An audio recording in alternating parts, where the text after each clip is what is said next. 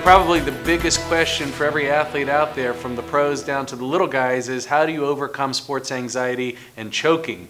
And every athlete has the opportunity to improve in this area regardless of their size, speed, or strength.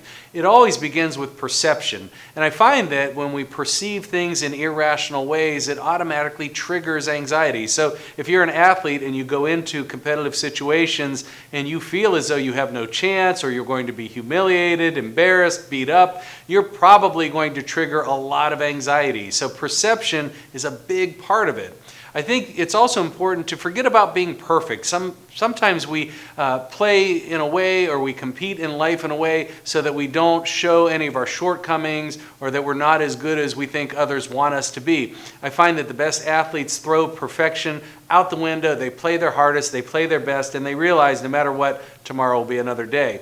And finally, I think it's important that we see challenges and focus on the next play. And by see, I mean you generate in your mind what you want to see. Rather than being threatened by the opponent or the opposing team, see them as a challenge. Look at the ways that you can improve and play your best today. And no matter what happens, always focus on the next play. Don't get too caught up ahead and what's going to happen down the road, or who's going to call you out after the game for not being as good as you should have. But just focus on that next play and giving everything you've got. And I guarantee you'll start to see a lot less sports anxiety in your life.